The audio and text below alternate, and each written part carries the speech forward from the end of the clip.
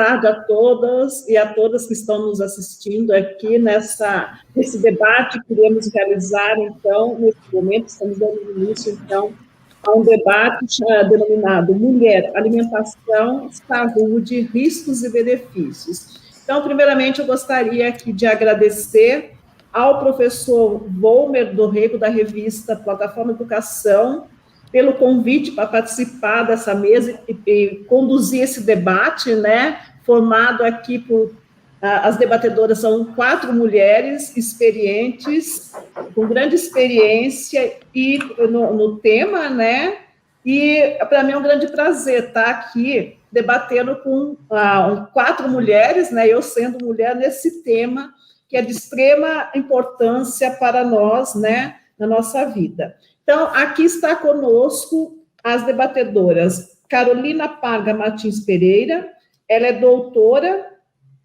bióloga com mestrado e doutorado em Biologia e Bioquímica pela USP, Universidade de São Paulo, ela tem doutorado em Fisiologia Humana e hoje é analista, atua como analista científico da Kailus Nutrition. Temos também a debatedora Júlia Leibniz, que ela é nutricionista formada pelo Centro Universitário de São Camilo e tem pós-graduação em marketing digital. Ela é produtora de conteúdo digital sobre nutrição para mídias sociais da VEG Digital. Temos também aqui conosco a doutora Gisele Camargo, ela é vice-diretora do Instituto Tecnológico de Alimentos do Estado de São Paulo. Ela é doutora engenheira agrônoma e é pesquisadora do ITAL no tema Tecnologias de Alimentos Saudáveis, Desenvolvimento de Produtos e Processos.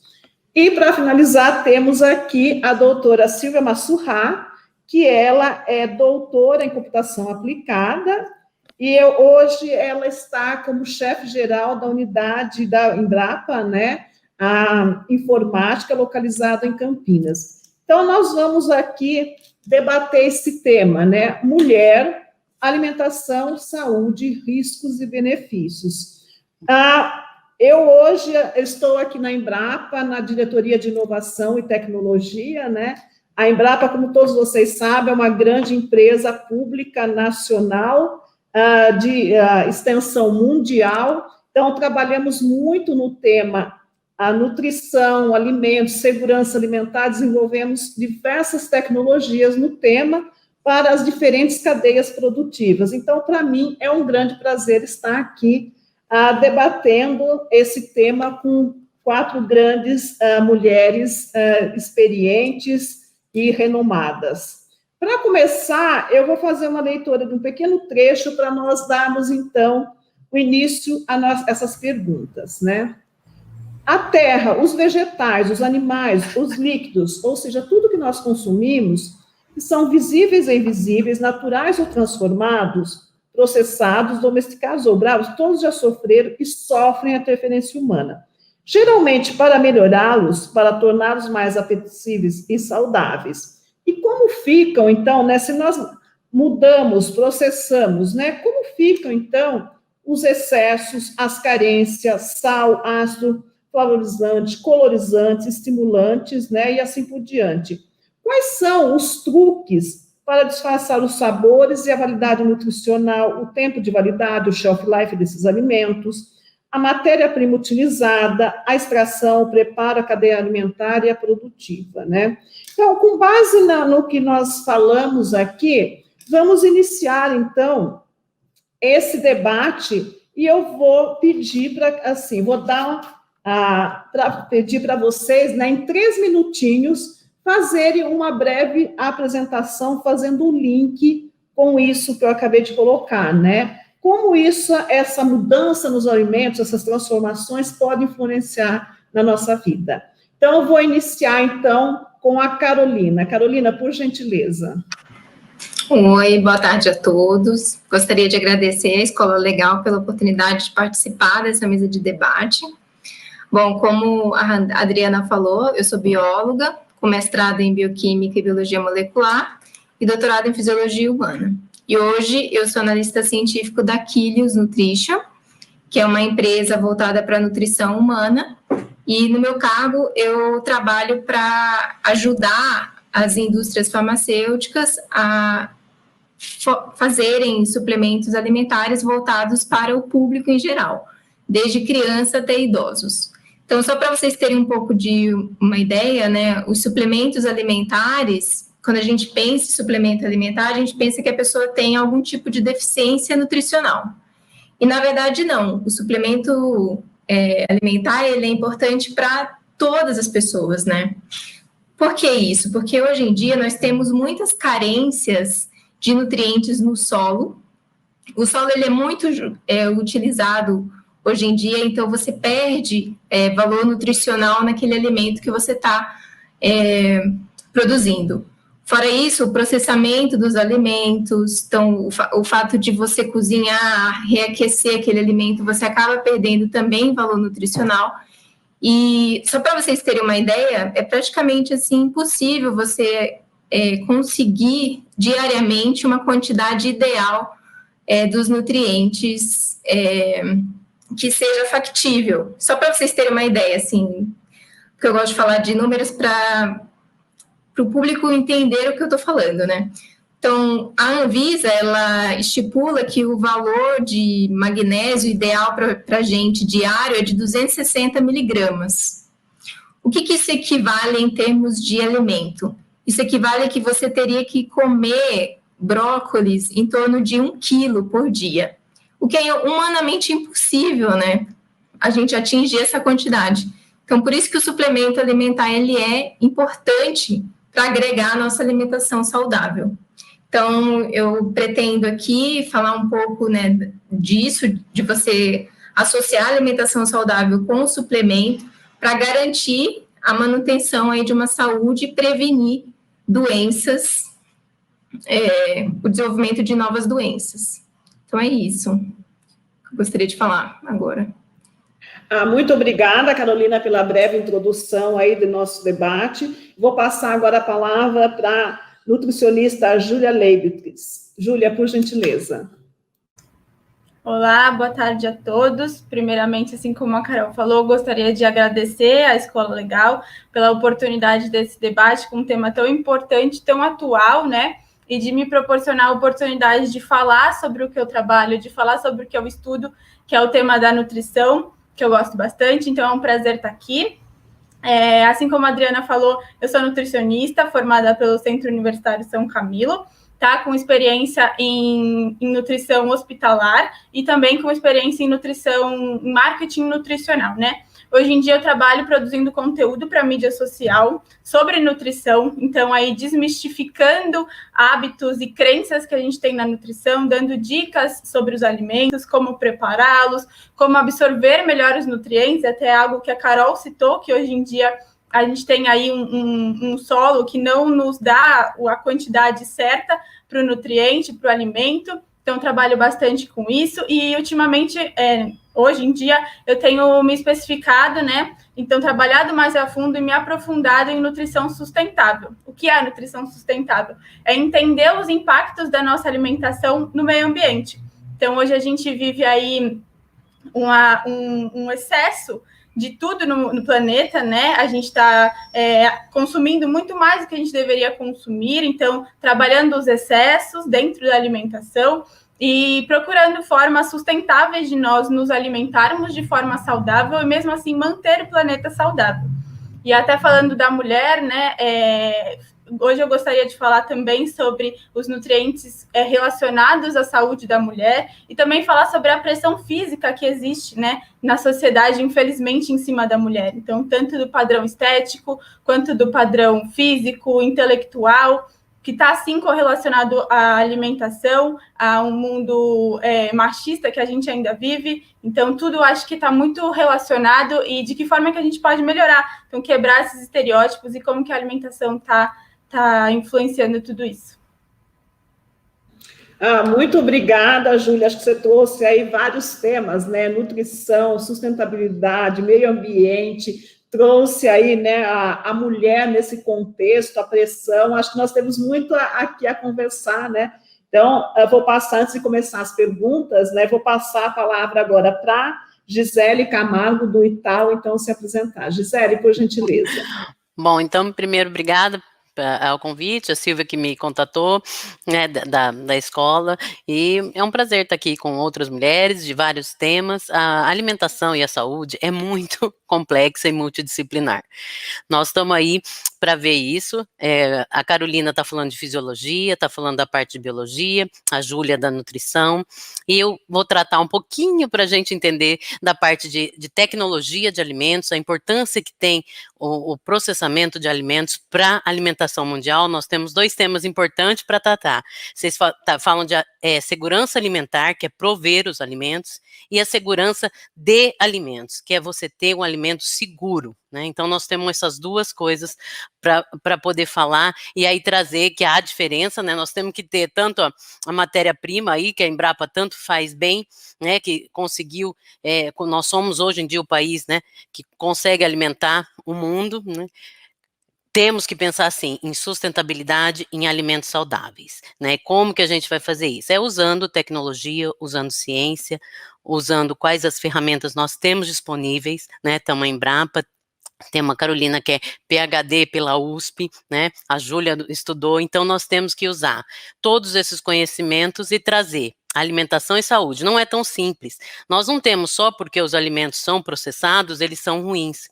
Mas a grande porcentagem, por exemplo, de sal, né, de sódio, na alimentação do brasileiro, vem do sal adicionado na sua alimentação em casa, né? Então, nós não vamos ter uma vida saudável se não juntarmos todos os fatores.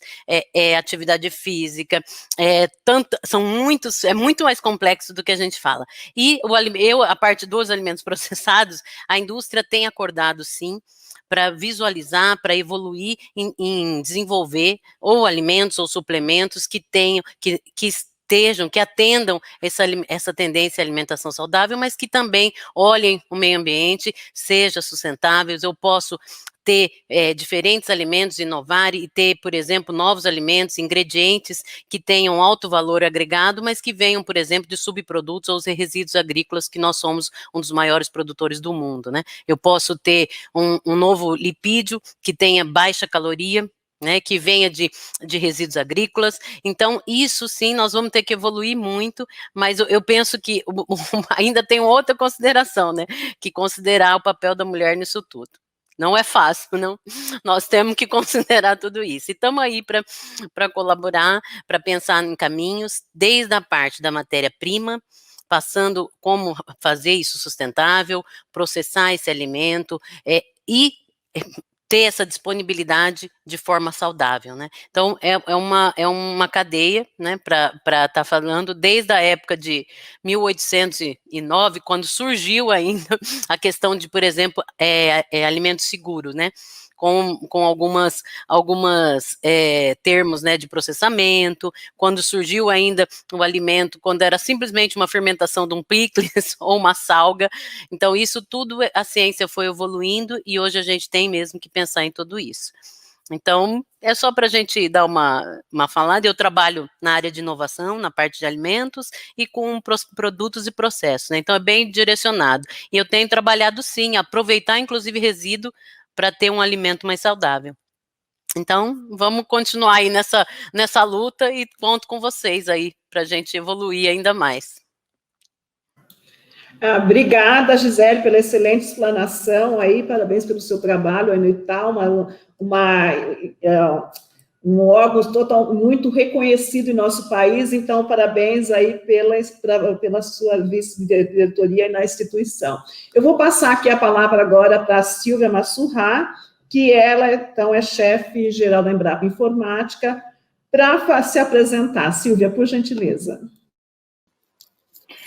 Boa tarde a todos. Eu também, primeiramente, gostaria de agradecer ao Valmer aí pelo convite, né, a Escola Legal, por estar aqui participando com essas mulheres maravilhosas, né, Carolina, Júlia, Gisele, Adriana, aí, minha colega de Embrapa, né, a gente poder estar participando aqui desse momento para falar para mulheres, né, sobre alimentação e saúde. Vocês vão ver que eu sou o patinho feio aqui desse debate, porque a minha área, como a Adriana comentou no início, a minha formação é na área de computação, Mas eu acho que, como a Gisele comentou já, hoje a área da agricultura, da área de alimentação, ela é multidisciplinar. Né? Então, eu gostaria de chamar a atenção que quando a gente fala de alimentação, e aqui a gente falando de alimentação e saúde, a gente tem que pensar em todo esse processo de transformação que está acontecendo em vários setores da economia, inclusive no agro, né? Que está sendo aí impulsionado pelo novo consumidor. Então, o novo consumidor é muito mais preocupado com nutrição e saúde, e aí surgem oportunidades não só de tecnologias ligadas às ciências agrárias ou à tecnologia de alimentos, aí que você contemplar nessa questão de garantir a segurança alimentar, como a Gisele comentou. A gente precisa pensar, a gente tem novas demandas aí, né, no mundo, de aumentar e alimentar 9 bilhões de pessoas, segundo dados da ONU, até 2050. Para isso, nós precisamos melhorar a produção e a produtividade de maneira sustentável, como já foi falado aqui, em várias dimensões, né, econômica, ambiental e social, e para isso a gente tem que agregar novas tecnologias em todo o processo produtivo, desde a pré-produção, na produção do plantio à colheita e na pós-produção, aí armazenamento, distribuição, logística, até chegar na gôndola do supermercado. Então, a minha fala aqui vai ser muito nessa linha, como as novas tecnologias podem agregar valor em todo esse processo produtivo, né, ajudando a gente a produzir, garantir a produção e a produtividade, segurança alimentar, garantir que os alimentos sejam seguros, como a Gisele comentou, né, garantir a rastreabilidade, a certificação, a qualidade desses produtos lá no final, e daí discutir, assim, quais são as perspectivas nessa área mais tecnológica, né, como a gente pode agregar valor em todo o sistema de produção. Obrigada. Muito obrigada, Silvia, Carolina, Júlia e Gisele pela apresentação, né, grandes mulheres, grandes profissionais aqui conosco. Bom, pegando o gancho de toda a apresentação que vocês realizaram, né, eu vou fazer uma questão para debate aqui, né? Se nós pensarmos, né, aqui, mulher, alimentação, saúde, nutrição, eu quero trazer o foco meio ambiente, sustentabilidade, e com isso, né, a pandemia. O que houve com essa pandemia? A mulher ela tendo que ser mãe, esposa, profissional, dona de casa, ter que ser professora, a cozinhar, de repente, muitas mulheres tiveram que passar a cozinhar, porque eu tinha uma assistente em casa que, de repente, passou a não ter mais, e como que ela se virou para enfrentar tudo isso e continuar, assim, firmes, fortes, com saúde, sendo a base da sustentabilidade da família. Então, eu queria que vocês falassem um pouquinho isso, o impacto da pandemia, das mídias sociais. Olha, de repente, nós estamos aqui fazendo um evento, cada uma em um lugar do país, né, e estamos aqui todas conversando. Antes da pandemia, certamente isso, a gente não pensava numa situação assim, né? Então, a vida nossa mudou muito. Então, eu gostaria de ouvir um pouquinho de vocês, da 4, né, fazendo esse link, mulher, alimentação, saúde, nutrição, meio ambiente e pandemia, né? Veja que ficou bastante complexo a coisa, né? Mas como tenho aqui grandes mulheres, eu tenho certeza que vai ser muito rico esse debate. Então, vou começar com a mesma sequência, né, com a Carolina, depois a Júlia, a Gisele e a Silvia. A Carolina, por gentileza. Vou dar 3 minutinhos aí também. Bom, acho que vou começar falando, né, que nossas vidas se resumiram à nossa casa, né? Então, o mesmo ambiente que você trabalha é o mesmo ambiente que você relaxa, né? Então, só para vocês terem uma ideia, teve um aumento excessivo de casos de insônia, eu acho que aumentou em torno de 30% aqui no Brasil. E isso mostra que as pessoas elas estão muito mais ansiosas, mais depressivas, né, por causa da pandemia. Claro, né, a tensão diária de você se contaminar, de alguém da sua família também se contaminar, o risco de perder emprego por causa da instabilidade econômica, enfim. Então, eu gostaria de falar de um ponto que é a gestante, né, nessas condições de pandemia, em que ela precisa, é um momento muito crítico em que ela está sobre muita pressão, né, sobre muito estresse, E fora que o fato de você não se relacionar com as outras pessoas também causa um estresse e um isolamento que também prejudica, né, a saúde em si. Mas, considerando isso, a gente pensa que, no caso da gestante, né, ela precisa de um aporte nutricional muito maior do que uma mulher sem estar grávida, né? Então, pensando nisso, assim, me vem à cabeça mais que ela não vai conseguir, na vida atribulada do dia a dia, ainda mais na pandemia, todo o aporte energético e nutricional para desenvolver esse feto, né? Então, por isso que eu vejo que a suplementação nesse período, ela é fundamental, ainda mais em tempos de pandemia. A gente trabalha muito nesse período na nossa empresa, principalmente porque tem um nutriente, que é a colina, que ela é fundamental para essa fase de desenvolvimento fetal, principalmente para evitar, né, abortos e também defeitos do tubo neural. Falando também um pouco da mulher da pós-menopausa, né, que está numa fase também crítica, em que você tem uma redução aí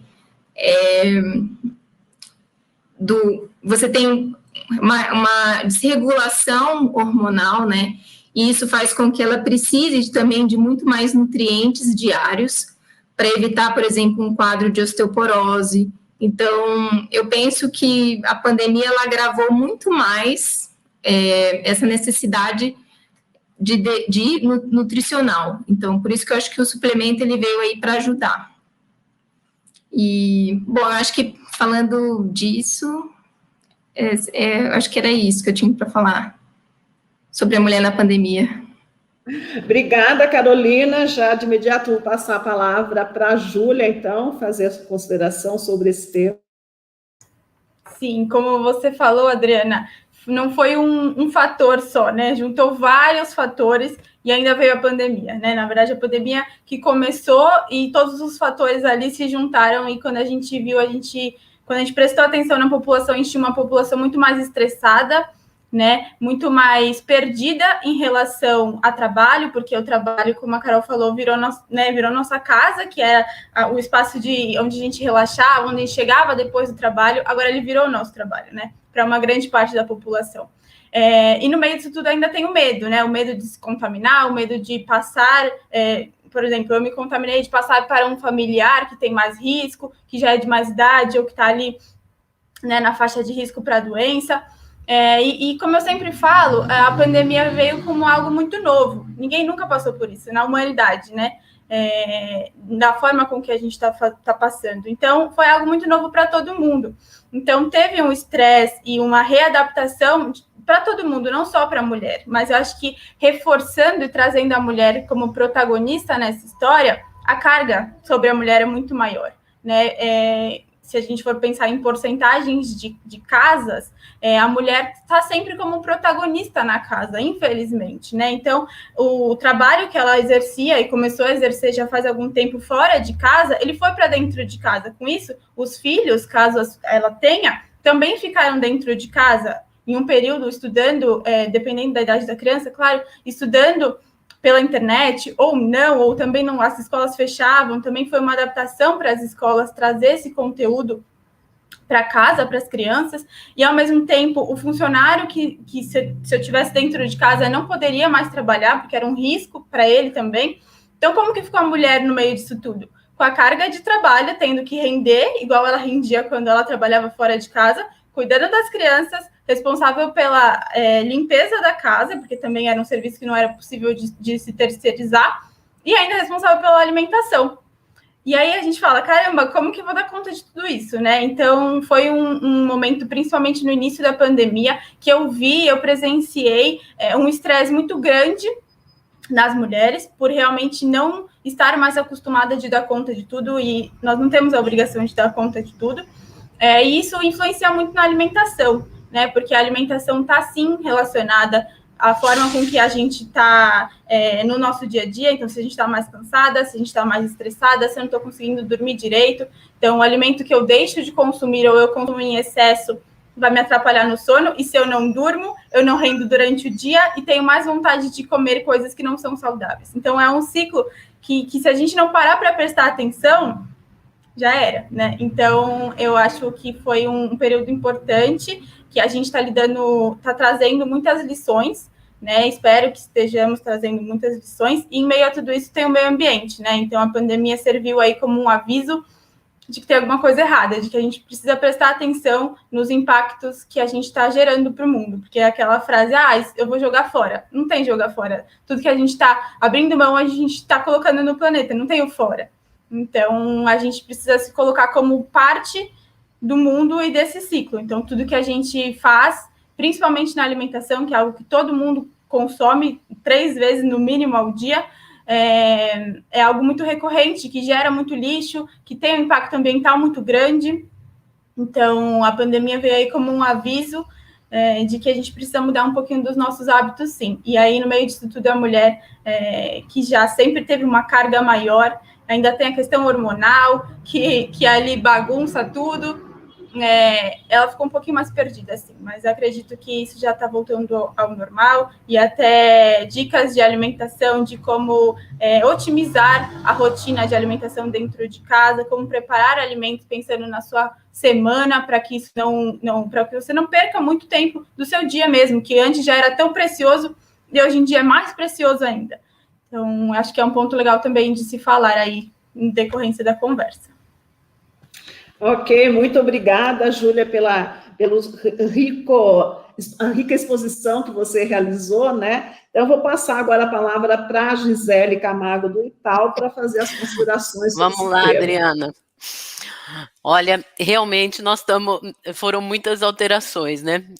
A carga foi grande, principalmente para quem tinha criança, tinha que lidar com, né, as mulheres, e de fato tiveram uma grande, né, uma forma até de pensar em como, né, dividir melhor, como conseguir fazer essa gestão. Isso para quem podia ficar em casa e tinha o que comer, né? Nós nem estamos falando na grande parcela da nossa população que não consegue nem isso, né? Então, nós estamos falando de um privilégio ainda dentro desse mundo aí, né, de pessoas privilegiadas. Então, nesse ambiente, claro, para quem não consegue nem ficar em casa, né, conta o que a gente tem que pensar na nossa população, quantos milhões aumentaram, né, que caíram para a pobreza nesse período, né? Então, e a grande maioria está onde está? Mulheres, negros, né? Então, nós estamos, e não podemos esquecer isso, né? Nesse contexto de alimentação, não tem como, né, esquecer, tá aí todo dia. Por isso, a grande mudança das pessoas pensarem como ajudar, como aumentar isso, e que isso sim são, né, a grande maioria também que faz essa grande rede de solidariedade são as mulheres. Mas nessa linha, assim, vamos falar um pouquinho do que mudou na pandemia, né, as pessoas, o que elas procuraram de alimentos. Vamos falar a parte que mudou aí de tendência, do que aconteceu. Elas procuraram agora, o que elas buscaram? Alimentos mais saudáveis, claro. Qualquer forma de você conseguir, pequenas empresas que processavam alimentos mais saudáveis, aquela alimentação feita em casa, mas que podia entregar, essas que aumentaram, né? E esses pequenos negócios, inclusive geridos por mulheres, a grande maioria, né, de produção, pães integrais, subiu a grande, as pessoas passaram inclusive a fazer pães em casa, né, a venda de fermento aumentou 40%, 50% de fermento no supermercado, né, porque esse era um item que as pessoas compravam, mas agora elas compram para fazer em casa, por exemplo, só para dar então tudo, essas tendências, essas mudanças, é tudo para tentar melhorar e você consumir algo mais saudável, né, então vai desde você fazer, né, até as empresas fornecerem essas alimentações mais saudáveis, produtos mais saudáveis, produtos com opções de aumentar a imunidade, e isso aumentou também, né, essa demanda, é uma demanda de mercado, mas isso ocorreu né, o ano passado e continuamos nesse ano. E a tendência daqui para frente, né, é o quê? É você ter, sim, quando você for desenvolver um produto, quando a indústria for fornecer um produto, um alimento, mesmo que seja global ou mais, né, geral, ela tem que ter a ideia de que ele tem que ter essa carga saudável, né? Como que nós vamos fazer isso? Agora eu vou fazer um comentário, a grande maioria dos alimentos produzidos das indústrias de alimentos do país importam alguns ingredientes de alto valor agregado. O que eu falo com isso?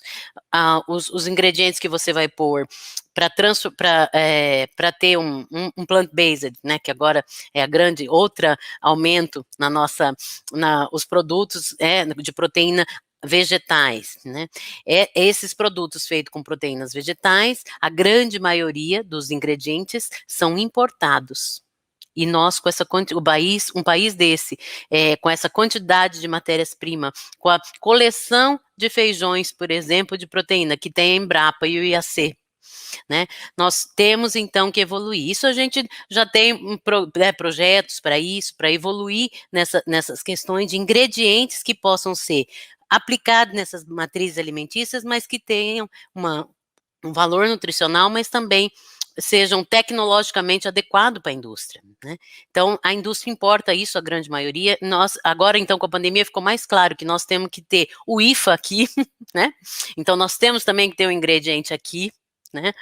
Então, isso foi importante. Então, além das nossas tendências, eu estou falando um pouquinho das tendências até do que a gente tem que pensar no futuro aqui, na parte de processamento de alimentos, mas também de matéria-prima, né? Do que a gente vai conseguir e agregar valor para o país. Então, a gente tem visto isso, essa tendência toda desses alimentos saudáveis, mas também em como evoluir em termos de políticas, né? De pesquisa, de política pública, para conseguir ter esses ingredientes saudáveis. Então, a gente tem alguns projetos maiores, junto até com a iniciativa privada no Itaú, nesse sentido de produzir ingredientes saudáveis. A gente espera que aqui 2, 3 anos a gente tenha outras opções, né, que possam ser aplicadas na indústria nacional e que possam aumentar a competitividade da indústria e que chegue na ponta, né, chegue para o consumidor. O alimento ele vai ter que ser saudável, mas vai ter que ter um custo para ele conseguir comprar, né, porque não adianta nada eu produzir um alimento que não vai chegar na população, né? Um biscoito que tenha uma fibra adequada, que vai fazer bem ao intestino, que vai compor a biota, né? Que é tão famosa agora também pra gente e é tão questionada na questão de saúde, né? Eu tenho que manter essa biota com fibras, por exemplo, que que eu vou trazer de matéria-prima, mas vai ter que ter um custo possível para comprar esse biscoito, né? Então, tudo isso nós temos que pensar no Brasil. Então, a ideia é que a gente consiga evoluir nisso aí, que o IFA não, né, o IFA não da vacina, mas esses componentes, esses ingredientes saudáveis, né, também sejam feitos aqui, com tecnologia nacional e matérias-primas nacionais. Muito bom, Gisele, muito obrigada aí pela consideração. Agora vou passar para a Silvia, então, fazer as considerações iniciais. Suas considerações, Silvia. Bem, o desafio é grande, né? A pandemia, ela veio e ela, na verdade, ela que deu início ao século XXI, na minha opinião. Foi a grande disrupção. A gente falou que a gente tinha entrado no século XXI, mas acho que a pandemia, ela provocou em todos nós, né? Sejam mulheres, em todos os seres humanos, aí no mundo todo, no planeta, uma reflexão de como, né, a gente estava no planeta, né? Primeiro, em relação ao meio ambiente, como a gente está conduzindo, preservando o meio ambiente, fez todo mundo refletir sobre isso. Ela fez a gente refletir a questão da alimentação, dos alimentos saudáveis, né? Foi colocado muito bem aqui pela Júlia, Carolina e pela Gisele, como que a gente pode melhorar para produzir alimentos mais saudáveis, porque a gente viu que de uma hora para outra a gente viu a necessidade de ter mais alimentos mais adaptados à nossa nova realidade, e aí ficar menos dependentes, como a Gisele colocou, de outros países aí com fornecimento de matérias-primas. E para nós mulheres, e eu falo como mãe, esposa, profissional, esses papéis, eles cabem tudo no mesmo espaço físico, então a gente conseguia distribuir melhor, né? Vai para a empresa, volta, faz o seu trabalho, tem quem te ajude em casa, no trabalho, na alimentação. Eu, muitas vezes, estou numa reunião, saio, tenho que fazer o alimento, ajudar a pensar no almoço, o que eu vou fazer, voltar correndo para outra reunião. Então, assim, eu estou colocando um exemplo, a gente teve que assumir os vários papéis no mesmo espaço físico. E isso gera, muitas vezes, uma ansiedade, um estresse, como foi colocado aqui, né, que acaba refletindo também na nossa alimentação. Mas do ponto de vista de tecnologia, que é a minha área, eu vou puxar a sardinha aqui, a pandemia ela vem para acelerar o futuro. Ela traz, se teve algo positivo nessa pandemia que a gente pode falar, é a questão da tecnologia. Por quê? Você pensar no processo de produção de alimentos, desde a pré-produção lá até chegar o alimento no supermercado, o produtor, vamos pegar um pequeno produtor, não estou falando nem de grandes commodities, você pega um produtor aí de horticultura, de hortifruticultura, ele de uma hora para outra, ele viu que ele não tinha mais como levar o seu produto na feira livre. Então, ele teve que se usar aí, tanto para comprar insumos de plataformas online, usar mais os seus aplicativos de mensagem, ele teve que usar aplicativos de delivery para poder entregar seus produtos lá para o consumidor final. Então, cada vez a pandemia também deu oportunidade da introdução dessas novas tecnologias, né, das tecnologias digitais. A gente mesmo, como foi colocado aqui pela Adriana, se fosse outro momento, talvez a gente não estaria aqui, né? Teria tentado arranjar uma data que todo mundo pudesse, em algum lugar do país, para a gente poder fazer esse evento. Então, seria mais difícil. Então, ao mesmo tempo que a pandemia ela afastou fisicamente as pessoas, ela aproximou também as pessoas, mas virtualmente. Então, isso é interessante, a gente vê essa aproximação, a tecnologia sendo utilizada para aproximação das pessoas. Então, a gente tendo a oportunidade de participar de mais eventos, de participar com outras, né, outras oportunidades que talvez, se a gente estivesse naquele modelo anterior, presencial, a gente não conseguiria. E aí, eu gostaria aqui de colocar alguns pontos para a gente refletir também, pensando na cadeia produtiva, né, na agregação de valor dentro da cadeia produtiva. Vamos pensar na pré-produção. Hoje, você tem na área de biotecnologia, na área de engenharia genética, você já consegue prospectar genes mais resistentes a doenças, você já consegue carne mais macia. A gente tem trabalho na Embrapa, por exemplo, já trabalhando para você, já antes lá da produção, né, da porteira, vamos dizer assim, a gente já pensar na prospecção, trabalhar com cultivares, né, prospectando genes para deixar cultivares mais resistentes a doenças, a estresse hídrico, né, questão das mudanças climáticas, como que a gente vai interferir no processo de produção dos alimentos, como que a gente pode prospectar genes resistentes a estresse hídrico. A Embrapa mesmo tem uma parceria com a Unicamp, um centro de engenharia na FAPESP, focado nessa prospecção de genes resistentes a estresse hídrico e doenças. Aí, quando você vai para dentro da porteira, né, do plantio à colheita, você pode pensar os desafios que a gente tem, né? Hoje se fala muito da agricultura ser sustentável, né? Não só do ponto de vista econômico, porque tem que ser, né? O produtor tem que fechar as contas no final, ele sobrevive daquela atividade econômica, mas também da questão da sustentabilidade ambiental e social. A tecnologia também, aí na pandemia, mostrou muitas vezes que a tecnologia podia ajudar ao produtor a reduzir custos, se ele fizesse um acompanhamento mais de perto da sua gestão, ele poderia otimizar o uso de recursos naturais. Vou dar um exemplo, ele começou a usar, por exemplo, uma irrigação. Hoje a gente tem projetos na Embrapa, na área de internet das coisas, que se fala muito, na área de cidades inteligentes e tal, mas na agricultura, a gente tem projetos na Embrapa, inclusive com a comunidade europeia, onde a gente já tem resultados preliminares que mostram que você fazendo uma irrigação inteligente de precisão, você economiza por volta de 30% de água. Então, quer dizer, olha só, você usando a tecnologia, você vai fazer a irrigação só naquele talhão que precisa, sem desperdício de água. Com isso, você está contribuindo com a conservação, com a otimização dos recursos naturais, com a conservação do meio ambiente, com o mundo, né? Então, são pequenas tecnologias que, quando introduzidas dentro do processo de produção agrícola, na geração de alimentos, você consegue trazer mais sustentabilidade também, você consegue otimizar a questão de maquinários, e aí você dá mais qualidade de vida também para o trabalhador, aí você consegue uma sustentabilidade também mais do ponto de vista social. Então, existem muita tecnologia hoje já disponível. Eu sempre coloco assim, a gente fala muito da transformação digital, da automação, né, seja no campo, na cidade, na indústria, mas eu falo sempre assim, o que está provocando tudo isso, primeiro, como eu falei no início da minha fala, é o consumidor, não somos nós, não é porque é moda que a gente vai usar, tal, é porque o consumidor está pedindo para a gente.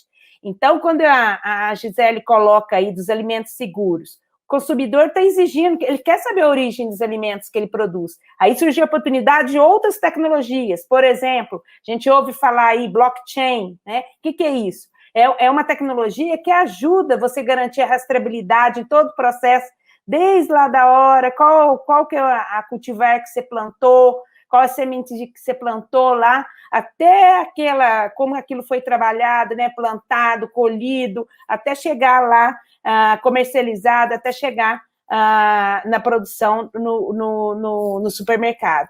Então, várias tecnologias que a gente ouve aí no mundo moderno, elas hoje, com a pandemia, eu acho, Adriana, viu, que o pós-Covid vai ajudar a gente, inclusive, para que a gente tenha mais uso dessas tecnologias, porque nesse momento da pandemia teve uma maior sensibilização em toda a cadeia de valor da produção agropecuária, de quanto importante essas novas tecnologias para agregar valor no processo de produção.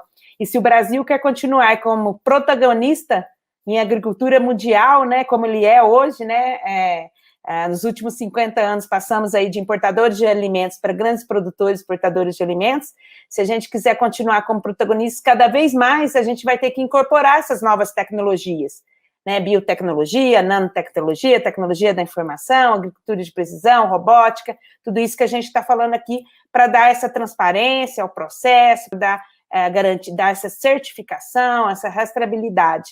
Então, eu vejo que é uma grande oportunidade agora para o Brasil trazer, além das commodities, né, novos ativos, né, para o mundo, né, sobre como produzir alimentos de maneira sustentável nas 3 dimensões aí. Então, eu estendi um pouquinho, viu, Adriana, porque eu já até tenho que pedir desculpas ao pessoal, aos ouvintes, as mulheres aqui, que eu já queria até deixar o meu recado final, aproveitando aqui.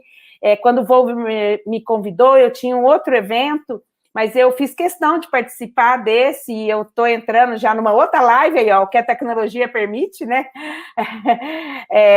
E aí eu queria só deixar um recado aqui para as mulheres.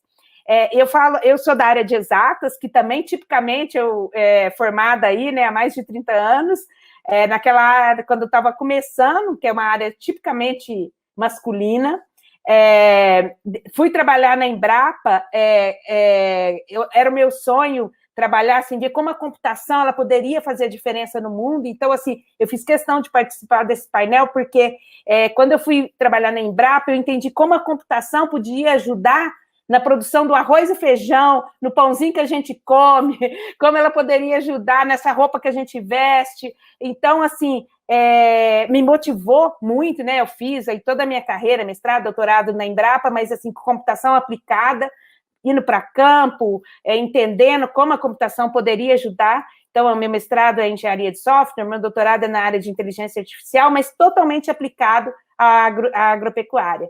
Então, 2 atividades predominantemente masculinas, mas isso nunca me inibiu, não. Então, meu recado para as mulheres aqui é deixar o seguinte: a gente, eu tenho um aprendizado que eu vi, né, da minha avó, que era uma mulher muito forte, ficou viúva muito cedo, e ela sempre falava, olha, a gente não tem que pensar se a gente é mulher ou homem, a gente tem que pensar o seguinte: a gente tem que fazer aquilo que a gente quer fazer. E se a gente quer fazer, se é o nosso sonho, a gente pode fazer e fazer, só que a gente tem que fazer bem feito, né? Então, o meu recado aqui para as mulheres não deixem de tentar realizar seus sonhos. A gente pode fazer o que a gente quiser, a gente deve lutar, acreditar nos nossos sonhos, né? Para que a gente possa, agora é lógico, a gente precisa se capacitar para a gente ser mais assertiva, né? Aqui são exemplos de mulheres que se capacitaram nas suas áreas, seja nutrição, engenharia de alimentos, na área de tecnologia, capacitaram, a gente precisa se capacitar para a gente ser mais assertiva, mas a gente fazer bem aquilo que a gente se propõe a fazer no mundo, né? Então, para mim, é uma honra hoje, mesmo sendo da área de tecnologia, estar trabalhando na Embrapa, né? A Embrapa, essa semana, está comemorando 48 anos, né, Adriana? A gente está numa semana festiva, comemorando aí que a Embrapa, hoje, né, como empresa pública, sendo um grande fomentador aí da produção agropecuária. A Embrapa tem aí 48 anos e ajudou junto aí com outros institutos estaduais, como IAC e tal, outros, universidades, a fomentar a agricultura brasileira, passarmos de importador, produtor e exportador de alimentos, mas nós temos um grande desafio aí que vem pela frente, que é justamente, a Gisele falou aqui, novos tipos de proteína, a gente tem vários desafios aí de produzir alimentos mais saudáveis, e a gente precisa, então, cada vez mais do compromisso, né, das pesquisadoras, todas nós, multidisciplinar, né, que a gente está com engenharia de alimentos, nutrição, engenharia da computação, são vários perfis diferentes integrando, né, para produzir aí, pensando na sociedade, na produção de alimentos, garantir a segurança alimentar no mundo e no Brasil, né?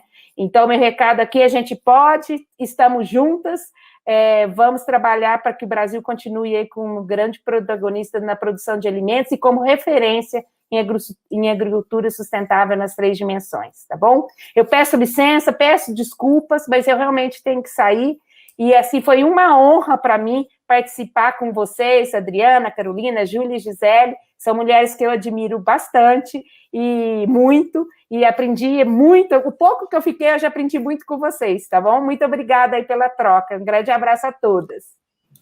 Silvia, muito obrigada aí pela sua participação, sei que você tem outro compromisso, né? Esse mundo virtual nos proporciona isso, né? De repente, esse mundo virtual nos tornou a nossa vida muito mais corrida do que antes, né? Não estamos a gente saiu da fila do avião, mas a gente está na fila das lives, né? Isso mesmo. Então, Silvia, parabéns aí pela sua participação, pela sua carreira, por tudo que você faz, né? Assim, é uma mulher líder e que todos têm orgulho de termos você aqui na nossa empresa como uma grande liderança feminina, que nós temos que ter mais mulheres na liderança, né? Eu acho que é isso que nós temos que lutar também como mulheres, nosso espaço na sociedade, que às vezes ainda não é tão reconhecido, né? Precisamos aumentar, ter essa amplitude, nosso protagonismo na sociedade. Então, Silvia, parabéns, agradeço aí a sua presença e já te desejo boa sorte na próxima live do dia aí, tá? Tá joia. Um abraço a todas, viu? E as obrigada, ouvintes. Parabéns para a Embrapa, parabéns para vocês. Obrigada, Gisele, obrigadão mesmo. Um abraço a todas aí, um ótimo evento para todos. Obrigada, Silvia. Bom, no início eu não falei, mas nós tínhamos a Adriana Foz, que é uma neurocientista, ela ia participar conosco e ela não pôde participar, mas ela nos enviou um evento que vai ser, então, exibido no final dessa edição. Então, só a título para conhecimento dos espectadores que estão nos assistindo aqui, que vamos ter um vídeo, então, da neurocientista Adriana Foz, que vai falar sobre esse tema, né? Olá, caras colegas e amigas e amigos conectados à Escola Legal, que são voltados para conteúdos de educação, de ciência, da sociedade, da cultura, e desenvolvido por jornalistas experientes, comprometidos como o Volmer, que eu conheci há pouco tempo. Agradeço o convite que ele me fez, que muito me honrou. O tema do debate de hoje, promovido pela Escola Legal, é Saúde Mental e Física da Mulher. Bom, a alimentação é fonte da nossa energia física para nosso organismo funcionar. Ontem, numa rica live, olha que coincidência, pelo Zoom da Neuroconnect, tivemos como convidados especiais 2 neurocientistas, o Cláudio Serfati, que também é médico, e o Sérgio Gomes da Silva, que além de neurocientista, é educador físico, discutindo e polemizando o tema nutrição e malhação, o que é neuromito e o que é fato na educação. Até para quem quiser, gratuito, está no site da Neuroconnect. Nós debatemos o que é básico do ser humano e o que é do singular. Mas ampliando o tema para alimentação e saúde da mulher, é muito importante que busquemos nossa essência e, ao mesmo tempo, o autoconhecimento e o autorreconhecimento. São tantos os papéis, né, da mulher, tantas demandas, além da carga simbólica, como diz o mote da mesa de hoje, que é da função e do papel da mulher, que exige ainda mais energia. A mente também precisa de energia. Lidar com as nossas emoções também é muito necessário e demanda energia. Por isso, gostaria de deixar aqui uma mensagem para os internautas conectados à Escola Legal. Vamos cuidar dessa nossa alimentação, tanto a de nutrientes como a das emoções. Como temos realizado principalmente com a pandemia, saúde emocional e mental é também fundamental. A alimentação, essencial à sobrevivência e ao bem-estar, diz respeito a fatores neurobiológicos, ou seja, as nossas necessidades químicas e físicas, e também diz respeito aos modismos, estereótipos e preconceitos. Estes, impulsionados por redes sociais e influenciadores, sem respaldo técnico ou científico, apenas contribuem negativamente para o cuidado adequado dessa alimentação. Então, vamos ficar atentos. Então, indo nesse mesmo tema, né, a mulher, alimentação, novas tendências de consumo. Então, eu vou fazer mais essa pergunta, depois eu vou pegar gancho com o chat, que está chegando várias perguntas, vários temas que nós podemos aqui passar várias horas conversando, né?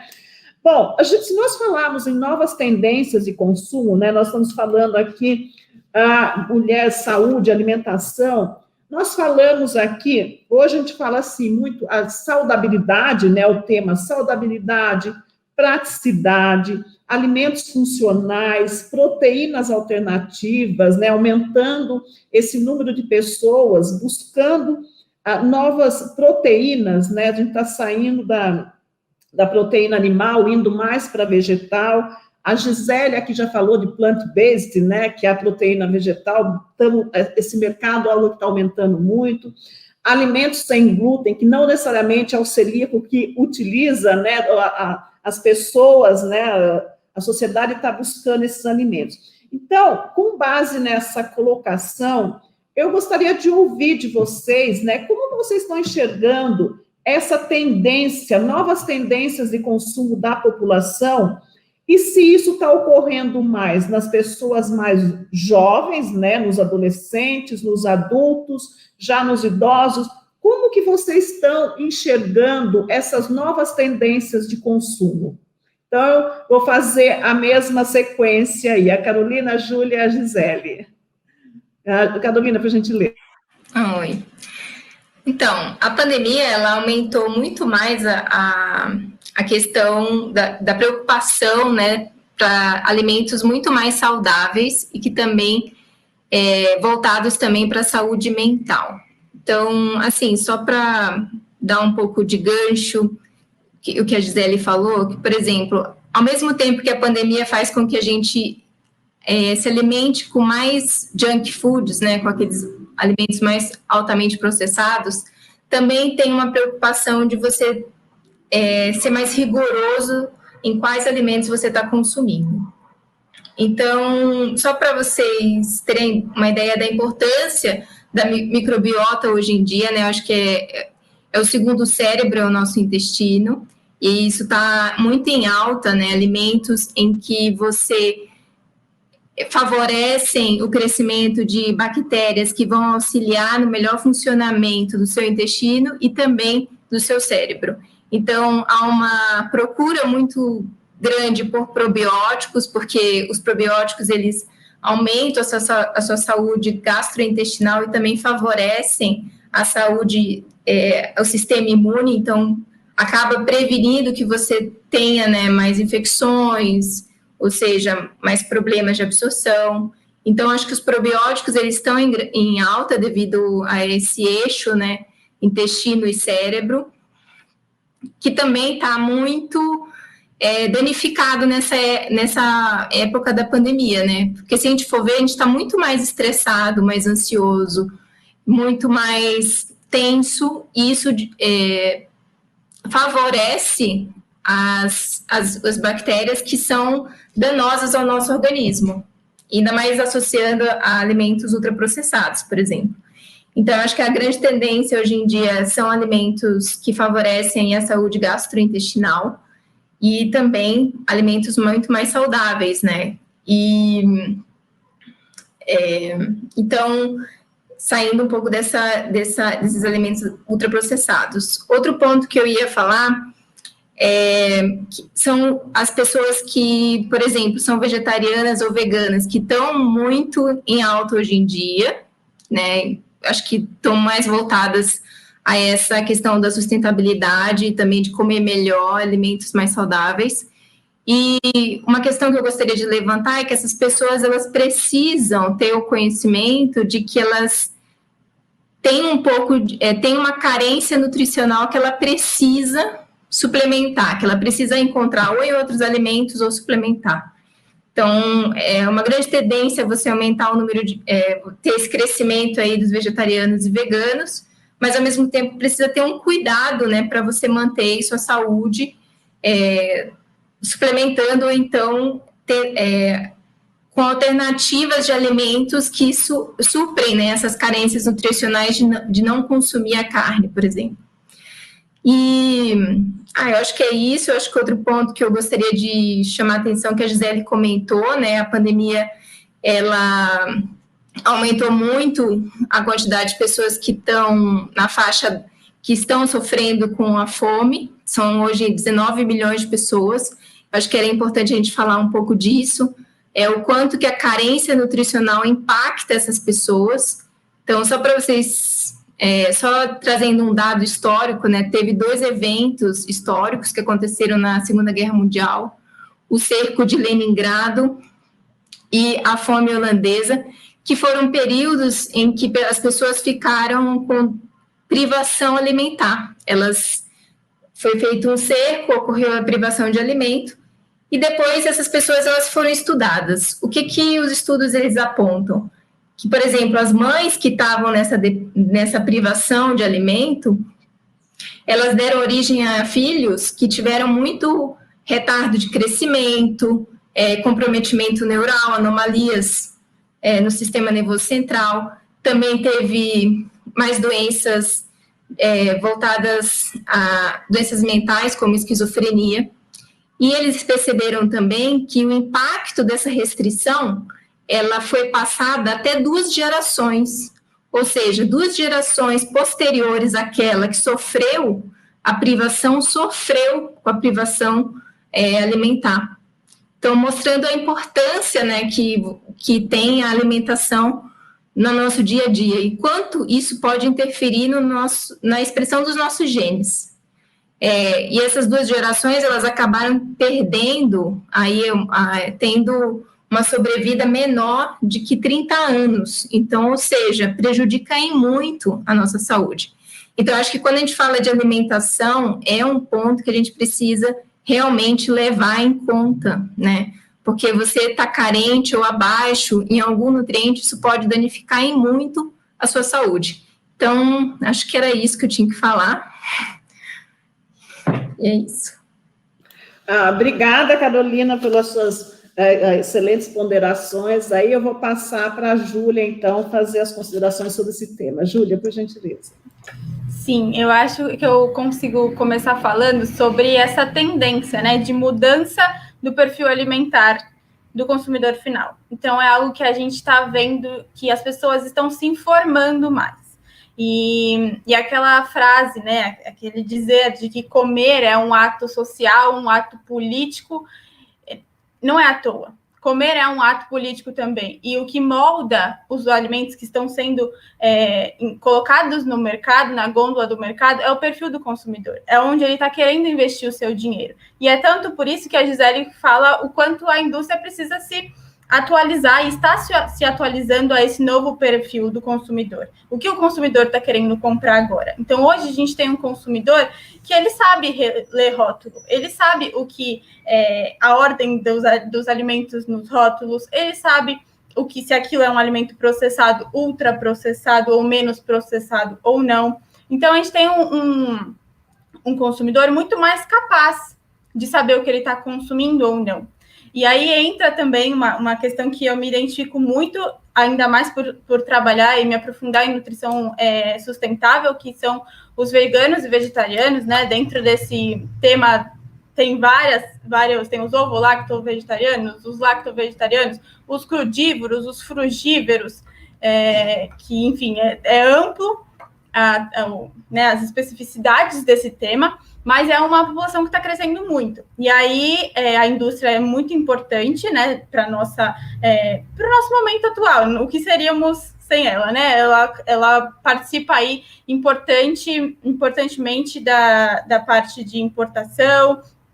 Isso não tem como a gente negar. Então, ela está presente nas nossas vidas hoje e ela precisa e está se adaptando a esse público vegetariano e vegano, né? Quando a Gisele fala sobre a proteína plant-based, é verdade, as pessoas estão procurando alternativas, por quais motivos sejam. Então, hoje a gente tem umas pesquisas que falam que aqui no Brasil, 43% das pessoas que se tornaram vegetarianos foi por conta da saúde. Então, olha a mudança de comportamento que a gente tem de 20 anos atrás, onde o vegetariano e o vegano era alguém fraco, alguém com deficiência nutricional, alguém que jamais poderia ser um atleta. Hoje a gente tem milhares de atletas veganos com uma ultra performance no esporte. Então, são mitos que estão caindo por terra.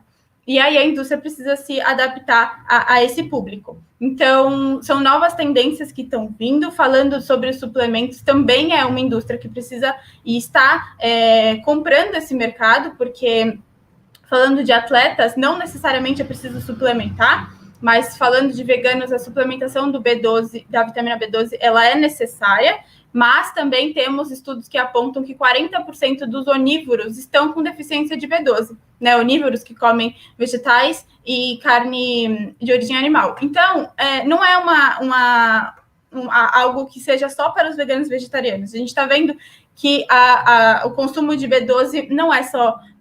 a suplementação de B12 não é só necessária para esse público. Então, até as indústrias de proteína em pó estão se adaptando, porque as pessoas querem fazer a suplementação por praticidade mesmo. Não é uma questão de conseguir bater a meta proteica do dia, para isso eu preciso usar uma proteína em pó. Não, é uma questão de praticidade. E aí a gente tem a proteína em pó, que era antes normalmente advinda da proteína do leite de vaca. Hoje a gente tem da ervilha, do arroz, da semente de abóbora misturada. Então, quanto os produtos estão chegando nesse público, e é muito importante, porque é um crescimento enorme na população, né? Isso chegou no Brasil um pouquinho mais atrasado, mas já é muito grande por aqui. Então, eu trabalho muito com esse público e para mim, vem muitas dúvidas sobre a questão nutricional, né? O que eu vou comer? Porque a gente vem de uma cultura onde a carne onde a gente pensa principalmente no prato. Então, o que você vai almoçar hoje? Eu vou comer... Primeiro eu falo a proteína animal e depois eu completo o prato. Então, quanto é importante a gente mudar esse comportamento, esse pensamento, né? Entender que, sim, temos proteínas muito boas nas leguminosas, nas sementes, nas verduras, nas frutas. O quanto é importante, eu acabei de falar, a gente tem pessoas frugíveras, que são pessoas que consomem frutas, grãos germinados e vegetais. E nessas pessoas, eu como nutricionista, posso dizer que a gente consegue atingir ali as proteínas, os macronutrientes, proteína, carboidrato e lipídio, e os micronutrientes também, falando de ferro, magnésio, cálcio, é possível. Então, a gente tem uma população que está procurando esses alimentos, mas, ao mesmo tempo, a gente tem uma população que precisa se informar. E aí entra a questão do nutricionista. Ele está aqui para te informar, está aqui para te ajudar.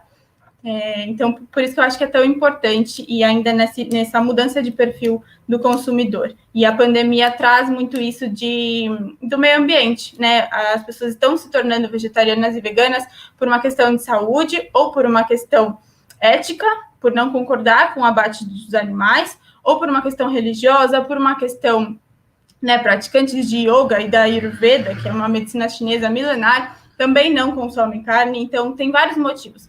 E não só a indústria, como as pessoas precisam se adaptar a isso. E você perguntou da faixa etária, né? Eu acredito que seja adolescentes, jovens e adultos ali entre 30 a 40 anos. Mas o que é muito legal, porque há uma influência dessa população com menos idade para a influência mais velha. Então, é um interesse que a população mais velha está falando, caramba, isso está crescendo, eu estou ouvindo falar mais. Eu estou vendo grandes empresas de fast food lançando os hambúrgueres vegetarianos. O que é isso? O que é vegetariano? O que é vegano? Então, não é uma tendência que está indo embora. Muito pelo contrário, ela está chegando e o mundo precisa se adaptar a isso. Ok, muito obrigada, Júlia, pela riqueza de detalhes das suas considerações. Vou passar imediatamente para a Gisele, então, fazer as considerações sobre esse tema. Gisele. E agora eu já nem sei mais qual que era o começo. Mas muito obrigada. Não, dentro dessas tendências, o que a gente está falando aí? Elas falaram da parte nutricional, né? Eu não vou me atrever, né, a falar essa parte, vou deixar para as meninas aí falar nessa parte, mas eu acho que eu acho que as meninas falaram, a Júlia falou bem que dessas tendências em termos dessas mudanças, né? Elas não são só por questão de saúde, mas tem todo um contexto ético e de sustentabilidade do, né, como o planeta ambiental e tudo mais, como isso vai se comportar. Tem dados muito, só por curiosidade, para continuar aí, tem dados interessantes que tem um termo, né, que muito utilizado, inclusive na Europa, que eles usam, que é o flexitariano. O que significa, né, que você falou dos diferentes aí, o que é esse flexitariano? É o que está aumentando muito, que é aquela pessoa que vai comer, continuar comendo carne, mas vai também consumir uma outra opção de proteína vegetal.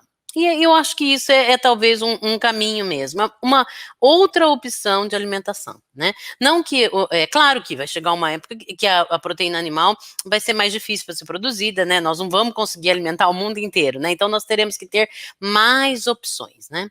E aí, aí sim, a proteína vegetal vem como uma outra opção. Mas sempre lembrar do perfil nutricional, do perfil de aminoácidos, se eles são adequados, né? Se eles vão estar dentro da nutrição, e sim, uma suplementação, como que vai poder ser feito para quem é único, exclusivamente, aí, ou vegetariano, ou vegano, né? Eles são exclusivos isso. Aí sim, talvez precise. Mas nessa visão de flex, né, que vão ter uma opção e não vão ter, eu acho, não vejo que vai ter grandes, como é que fala? De elementos essenciais, né? Que vai ter falta de algum elemento essenciais se você tiver uma dieta balançada. É claro que nós estamos falando aí em quem pode comprar ainda, e isso nós vamos ter um aumento de pobreza e miséria no país, né? Que é o índice em 20%, né? De milhões de pessoas a mais do que tinha o ano de 2019 posterior à pandemia. Então a gente tem que pensar mesmo em como vai alimentar tudo isso, né, e como que o país, né, vai trazer essas novas políticas para isso, né. Então nós temos um grande desafio pela frente nessa questão. E como a mulher está inserida em todas as linhas, né, e de como ela sim tem que alimentar a grande maioria uma grande maioria de chefes de família são mulheres, né? Então nós temos aí que pensar mesmo. Então é só uma reflexão, só um comentário a partir da Júlia, que falou da nutrição, que falou das tendências e das faixas etárias, como a Júlia falou, tem uma tendência assim dos millennials, né? Daquela faixa etária mais jovem, mas eu acho que isso também tem essa tendência também a acrescentar acima de 40 anos, dessa faixa etária acima de 40, porque você tem essa possibilidade desse ser flexitariano, que eles até comentam, inclusive na Europa, nos Estados Unidos, já tem aumentado nos últimos 5 anos. No Brasil também está começando, nós temos um mercado muito pequeno ainda para esse tipo de produto, né, mas nós estamos falando em alimentação geral, né. Então, eu acho que tem uma tendência para esse pessoal também querer logo as novidades, né? Ok, muito obrigada, Gisele, pelas ponderações. Bom, nós falamos aqui, né, em diversos temas, nós falamos de mulher, alimentação, nós falamos em saúde, alimentos, novas tendências, falamos de pandemia, de fome, né, aumento da pobreza com essa pandemia, que infelizmente está se alastrando, né, e tudo isso, quando processamos alimentos, colhemos alimentos, também há muita perda, né, nós temos, ao mesmo tempo que nós temos aí a fome, né, que nós temos que, antes disso, nós temos que aumentar a produção, que a população tende a aumentar, então nós temos que ter maior produção de alimentos. Já antes da pandemia, já tínhamos muitas pessoas na linha da pobreza. Com a pandemia, isso aumenta muito, sendo que temos muitas mulheres, chefes de famílias, né, que ela tem lá sozinha com seus filhos, sem emprego, tendo que dar alimento para essas crianças, né, e para ela própria. E também nós temos perdas, né, tanto na colheita, na produção, na colheita, no processamento, na distribuição, comercialização, né? E nós aqui, como cidadãos, vivendo tudo isso. Aí eu queria que vocês fizessem, né, um link. Como que poderia, né, fazer esse link? Como a gente poderia buscar menos perdas e atender, né, esse maior número de pessoas que estão, nesse momento, muitos até passando fome, né? Eu teve até um programa na Globo News, na Globo, que eu vi de Profissão Repórter, onde passou, né, eles indo lá em muitos locais no Brasil todo, entrevistando famílias mesmo, assim, mães de famílias que não tinham o que comer e elas estão buscando doações, né? Acho que aumentou também a empatia da população com essa pandemia, né? E foi um programa, assim, que assim, foi muito sensível, me sensibilizou demais, né? E foi um dia que, por acaso, eu tinha acabado de almoçar muito bem, e, de repente, eu vi aquele programa onde as pessoas não tinham o que comer, a mãe dizendo assim, olha, hoje eu tenho aqui um caldo de feijão, mas eu vou dar para a criança porque ela é mais frágil que eu ainda posso resistir. Então, para mim, foi um programa que me comoveu muito, tá? E eu acho que qualquer um de nós que assistimos qualquer outro programa se comove muito, né? Então, eu vejo assim, o que a gente pode fazer, né? E qual a relação? Nós temos fome, a pandemia alastrou isso, né? Maior pobreza, então vai ter maior fome, e também nós temos todas essas perdas, né? Em toda a cadeia.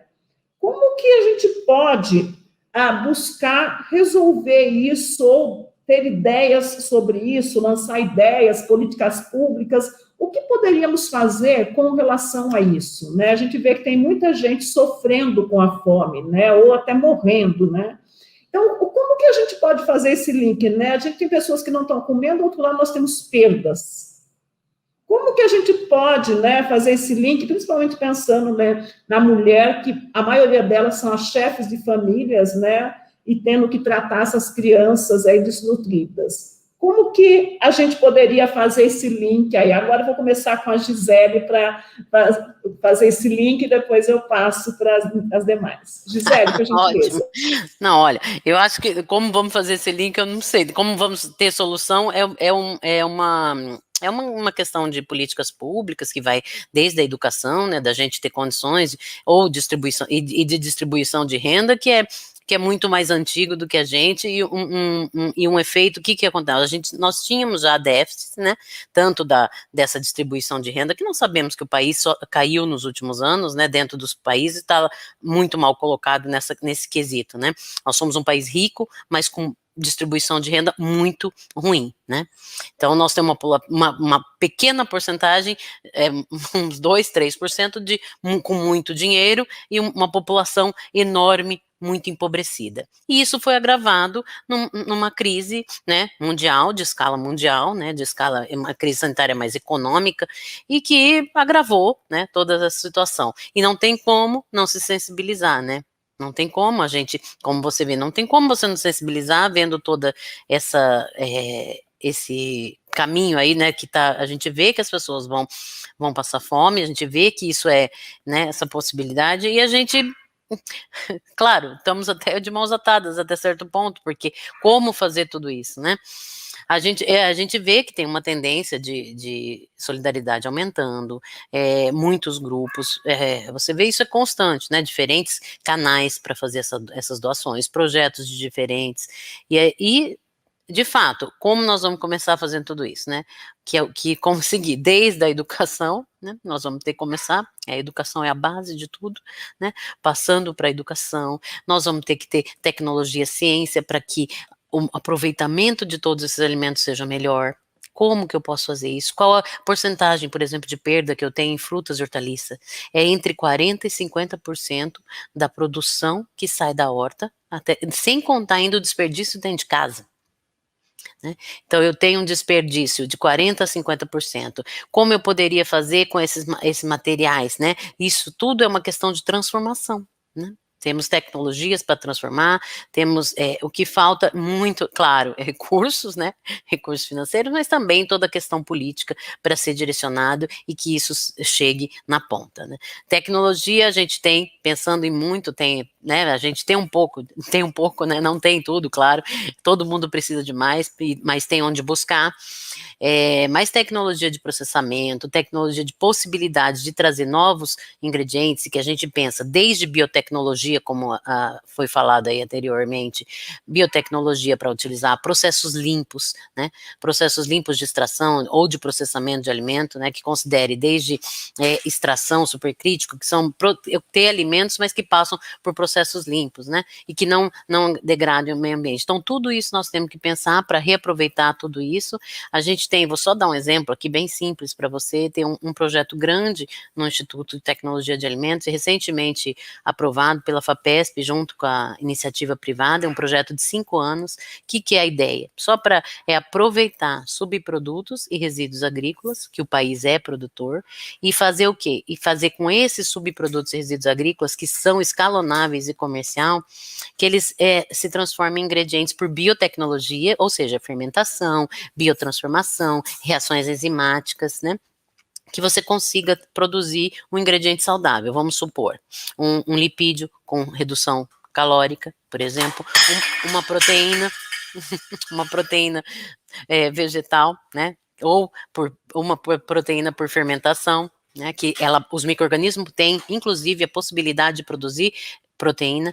Então, eu tenho tudo isso aí para diminuir. Eu posso usar as matérias-primas nacionais e subprodutos e resíduos agrícolas e trazer isso. Então, a gente tem um projeto grande, só para dar exemplo, que a gente tenta fazer nossa parte também, né, juntou as universidades, a USP, Unicamp e o Itaú, junto com a iniciativa privada, e tem uma aprovação da FAPESP para fazer esse projeto, que é um projeto de transformar as tecnologias que nós temos, início de bancada, até o final para as empresas, né? Então, tem que ter a tecnologia. Então, a ideia é que a gente possa aproveitar. Então, como fazer isso é diminuindo perdas, utilizando tecnologia, utilizando inovação, mas também contando com políticas públicas adequadas, né? Esse é um grande desafio. Mas temos que ser firmes, não podemos desistir. Muito bom, Gisele. Vamos ver, somos mulheres, né? Isso é Sim. isso. Sempre ali lutando e conseguindo, né? Então, parabéns aí pelo trabalho, aí pelo projeto, que eu acho que é de grande valia, terá muitos resultados aí ao longo do projeto, né? Não só lá no final, mas ao longo do projeto. Passar agora para a Júlia, então, Júlia, para fazer as considerações sobre esse tema, né? Fome, perdas, a pandemia, perdas de alimentos, né? Vou passar para você. Sim, como a Gisele falou, é um tema muito desafiador, né? Que a gente não é um tema atual, pelo contrário, a gente sempre teve esse problema e não temos uma solução, infelizmente. Agora, na época da pandemia, o Brasil voltou para o mapa da fome e, ao mesmo tempo, nós temos pessoas se tornando milionários. Então, a gente tem aqui, por quê, né? O Brasil voltou para o mapa da fome e novas pessoas aí com muito dinheiro. Então, como a Gisele falou, o Brasil é um país rico, porém, essa distribuição está errada. E até você comentou, Adriana, sobre as matérias sobre doação, e é verdade, mas, ao mesmo tempo, a gente teve uma grande... as pessoas começaram a doar mais, né, se sensibilizar no início da pandemia, mas nós já passamos de um ano da pandemia, então eu me lembro de há um mês atrás, 2 meses atrás, ver matérias em vários canais grandes, falando, olha, as doações estão diminuindo, porque já se passou 1 ano e meio, né, e ainda mais com as novas variantes, as pessoas sentindo a pandemia chegar mais próximas delas, elas passaram a se expor menos, com isso as doações diminuíram. Então, a gente tem dados aí de matérias e de estudos que as chefes de família e as famílias mais pobres estão tendo, em média, 1,2% de refeição ao dia. Então, não chega a 2 refeições ao dia, né? E aí, como a Gisele falou, é claro, a gente precisa contar com o poder público para isso. E ainda, agora, a gente teve uma redução de valor no auxílio emergencial para essas pessoas. Então, a situação está ficando cada vez mais crítica. Então, claro, vem principalmente a importância e a relevância em questão de tamanho e de ajuda é muito maior do poder público, de se criar políticas públicas relacionadas à educação, à saúde, a ajuda para essas pessoas é maior, né, o poder é maior deles, mas de que forma que nós podemos contribuir para isso?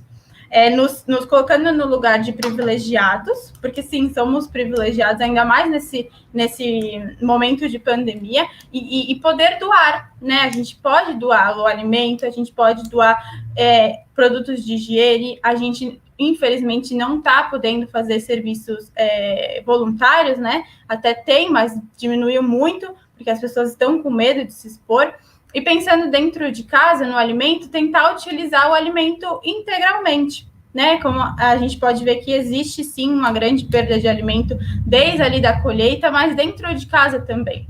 Então, nas instituições também, hospital, escola, empresas, elas têm uma perda de alimento muito grande. E isso vem tanto da consciência de colocar no prato só o que nós vamos comer, né? A gente tem aí uma tendência do exagero em relação à comida, mas isso é um pouco de egoísmo da nossa parte, sim. E tem a parte prática. Então, nós já temos aí receitas e formas de como utilizar o alimento íntegro. Então, por exemplo, utilizar caules, utilizar folhas da couve-flor, por exemplo, bater num suco verde, utilizar até receitas com casca de banana nós temos. Então, olha como é amplo, né? E isso é responsabilidade nossa, é responsabilidade do consumidor, das pessoas privilegiadas, porque a gente tem acesso e conhecimento, principalmente agora com acesso à internet, acesso fácil à internet e à informação. Então, é aí que a gente chama o protagonismo para nós. Nós podemos participar desse auxílio para as pessoas que precisam mais dessa forma, nos colocando no nosso lugar de privilegiados e fazendo com que o que nós temos seja aproveitado integralmente. Pensando nos alimentos, eu penso dessa forma, utilizar o alimento de uma forma íntegra, e até pensando agora nos produtores de alimento, né? A gente teve a indústria que precisou aí se reinventar, mas nós temos, por um outro lado, os pequenos produtores que passaram, que forneciam para restaurantes num dano enorme, né? Os restaurantes fecharam e esses agricultores de pequeno porte que produziam e entregavam esses alimentos, né, ali para os restaurantes, não tinham mais para quem entregar. Então, eu vejo muitos projetos sociais também para que o consumidor final compre diretamente desses produtores, diretamente desses pequenos agricultores, com alimentos orgânicos, com alimentos ali saudáveis, para que eles também não tenham danos grandes, né? Eles também precisam fechar a conta no final do mês. Muito bom, Júlia. Acho que praticar empatia, né, é sempre muito bom, principalmente nesse momento, né? Acho que você trouxe bem esse tema aqui. Agora, então, vou passar para a Carolina, então, fazer as considerações. Carolina, por gentileza. Bom, como a Júlia e a Gisele falaram, esse é um tópico muito desafiador, e eu concordo com elas que o ideal seria políticas públicas. Eu acho que a pandemia acabou agravando muito mais a situação da fome no Brasil, principalmente porque antes, por exemplo, a criança tinha merenda escolar, né? Então ela conseguia, pelo menos, se alimentar, garantir uma alimentação minimamente nutritiva durante o dia. E hoje isso não é mais possível, né? Com as escolas fechadas e isso bloqueado, assim, fica muito mais difícil uma criança hoje, na área da pobreza, conseguir atingir o aporte nutricional que ela precisa para o crescimento e desenvolvimento. E aí, eu pensei agora num estudo, né, que eles avaliaram, por exemplo, a deficiência de ferro em crianças, e viram que isso interfere, por exemplo, na cognição. Então, elas perdem a capacidade, por exemplo, do aprendizado mais rápido, mais efetivo. E mesmo que você corrija essa deficiência de ferro, essa carência durante a fase infantil, ela vai ser refletida posteriormente, quando essa criança, por exemplo, estiver próxima à adolescência. Ou seja, você ter uma deficiência nessa fase, ela é muito crítica. Então, por isso que eu acho que precisamos retomar aí a política, a empatia, a política de doações. Eu acho que é muito importante essas políticas. E aí, outro ponto que eu queria falar é da sustentabilidade, né? Que muito a gente perde dos nutrientes porque a gente não consegue analisar muito bem a qualidade desse solo, né? A gente acaba, por exemplo, utilizando demais, em demasia o solo, não faz ele descansar. Então, isso acaba perdendo muitos dos nutrientes. Então, muitas vezes, os vegetais, eles acabam, assim, perdendo em torno de 70%, né, de nutrientes. Então, eu acho que a sustentabilidade, ela precisa ser levada em consideração na produção de alimentos. E eu lembrei agora também que uma das medidas que a Holanda, ela adotou para aumentar a produção de alimentos, vegetais, frutas, foi a produção vertical. Eles começaram a fazer produções verticais para aumentar, então, a quantidade de vegetais e isso não impactar tanto o solo. Eu acho que podia ser uma boa alternativa para a gente, assim, para o Brasil adotar. Então, acho que é isso. Acho que a Júlia e a Gisele já falaram bastante e o que eu tinha a acrescentar era isso. Ok, Carolina, obrigada. A Júlia levantou a mão, ela quer fazer algum complemento aí, Júlia, por gentileza. Adriana, se me permite, porque a Carol falou do ferro, né? Um micronutriente super importante e as pessoas têm dificuldade de dicas mesmo, de como melhor absorver esse ferro.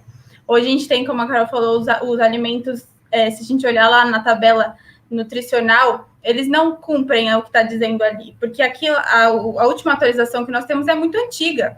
E a gente tem um solo que não está tão fértil, que não provém esses nutrientes para o alimento ali na parte da colheita, né, e da plantação. Então, como melhorar a absorção de ferro? E aí eu queria falar sobre três dicas aí que a gente pode colocar na nossa rotina, pensando no ferro não M, tá, que é o ferro advindo dos vegetais. Então, no caso de leguminosas, feijões, grão de bico, lentilha, ervilha, sempre deixá-las de molho, né? De molho aí no mínimo 12 horas, porque é uma forma onde a gente diminui a quantidade dos fitatos, que são nutrientes que são importantes para os grãos, para que eles não germinem em sua forma seca. Então, imagina se eles não existissem no mercado, ia ter um monte de grão germinando, né? Então, eles são importantes, mas dentro do nosso organismo, eles atrapalham na absorção do ferro. Então, sempre deixar eles de molho, no mínimo 12 horas, trocando essa água aí de 3 a 4 vezes. Não consumi-los com fonte de cálcio, né? Cálcio animal, aí pensando em queijos, os estudos mostram que a partir de 70 ml, pensando no leite, 70 gramas pensando no queijo, eles atrapalham na absorção do ferro. Então, cálcio e ferro são ali concorrentes na parte da absorção. E também a vitamina C. Vitamina C ajuda bastante na absorção do ferro. Não é à toa que, lógico, feijoada é algo que não é muito bom nutricionalmente falando, rico em gordura, mas é por isso que tem o costume de se consumir feijoada com laranja, porque a laranja é uma fruta rica em vitamina C e ela ajuda na absorção do ferro. Então, colocar ali um limão, consumir logo depois da refeição rica em ferro, fontes de vitamina C, vai ajudar bastante aí na absorção. Ok, muito obrigada, Júlia, pelos complementos. Bom, eu estou olhando o chat aqui, muitos temas nós já abordamos aqui, né, durante essa nossa conversa, só que eu vou ler alguns aqui. Por exemplo, o Antônio Léria, ele fala, boa tarde, tem tema muito bom, né, que nós estamos discutindo, gostaria de saber como a alimentação é influenciada pela ansiedade gerada pelo atual momento, pandemia, isolamento social, home office, etc. Isso nós já abordamos aqui, né? E aí, por outro lado, o Volmer coloca, e no ponto inverso, quais alimentos influenciam na geração de estresse ou pelo menos facilitam esse problema? Não sei se temos essa resposta de alimentos que facilitam, né, que conduzem ao maior estresse. Vocês aqui, como especialistas, não sei se vocês têm algum complemento, eu vou deixar à vontade para aquela que quiser fazer alguma colocação a respeito, né? Se existe algum alimento que influencia a geração do estresse ou que tende a induzi-lo, né? A Júlia e a Carol... Pode falar, Carol, pode falar primeiro. Bom, pensando aí no eixo que eu falei, né, do intestino com o cérebro, eu penso que os alimentos ultraprocessados são aqueles que mais vão interferir na sua saúde gastrointestinal e isso vai refletir no seu cérebro. Então, só para vocês terem uma ideia, estudos mostram que quando você muda a sua microbiota, ou seja, você ingere alguns alimentos que vão, por exemplo, grãos, leguminosas, cebola, alho, que vão prevalecer, que vão alimentar as bactérias mais saudáveis no seu intestino. Isso vai reduzir o seu grau de ansiedade e de depressão. Então, quando você consome muitos alimentos processados, você está, como é que se fala? Selecionando as bactérias ruins. Então, o ideal é você ter uma alimentação muito mais saudáveis, ricas em grãos, em alimentos que vão selecionar essas bactérias boas, porque isso reduz a sua ansiedade e o seu estresse. E há estudos mostrando que realmente isso está sendo muito comprovado e que você reduz sintomas de depressão, por exemplo. Então, influencia muito no seu humor e também na sua disposição no dia a dia. Então, acho que era isso que eu tinha que acrescentar nessa questão. Obrigada, Carolina. Júlia, por gentileza. Sim, esse eixo que a Carol fala entre cérebro e intestino é muito importante. Aí 80% a 85% da absorção dos nutrientes acontece no intestino delgado, então a gente precisa preservar esse órgão e manter ele saudável. E até é engraçado, porque quando pacientes e pessoas que fazem a transição para o vegetarianismo, querendo ou não, acontece um maior consumo de fibras, né? Por conta da proteína vir aí dos feijões, das leguminosas, que são ricas em fibras. E aí acontece a maior quantidade de gases. E as pessoas ficam enlouquecidas. Ai, meu Deus, mas será que eu estou fazendo alguma coisa errada? E não, é exatamente por isso, é pela troca de microbiota, né? As bactérias que nós tínhamos no intestino para fazer a absorção aí dos nutrientes era um tipo quando a gente consome alimentos de origem animal. Quando a gente troca esses alimentos, as bactérias precisam fazer essa troca também. Então, é normal, né? A fermentação acontece muito mais em alimentos de origem animal, é normal, mas com o tempo isso passa. Pensando no estresse, né, eu penso diretamente no cortisol, né, que é o hormônio aí que a gente conhece como o hormônio do estresse. E pensando em paralelo, o oposto do cortisol, a gente tem a serotonina, que é o hormônio aí conhecido como hormônio do bem-estar. Então, eu pensaria em alimentos que melhoram a produção de serotonina, né, que a gente já tem aí cacau, banana, grão de bico, que a serotonina que são ricos em triptofano. O triptofano é o precursor da serotonina. Então, a importância desses alimentos. Claro, o cacau, pensando no chocolate, não é um chocolate hidrogenado, um chocolate cheio de gordura. Não, é um chocolate acima aí de 65%, 70%, que realmente vai ter uma boa quantidade de cacau. E também os alimentos ricos em B5, né, que é uma vitamina que ajuda na regulação do cortisol. Quais que são esses alimentos? Aveia, rica em fibra, rica em B5, frutas secas, couve-flor, couve, pensando aí nos alimentos do reino vegetal, isso já vai ajudar bastante. E também tem a rotina, né? Então, dormir bem, claro, isso influencia muito no pico do cortisol. Então, além da alimentação, também tem uma rotina importante de sono e importante de exercícios físicos, né? Outro ponto importante que durante a pandemia as pessoas pararam porque não tinha essa possibilidade de se exercitar em academias, muitas, assim como eu, tô dando meu jeito aqui em casa, né? Mas essa rotina é importante, não só pensando em alimentação, como hábitos diários também.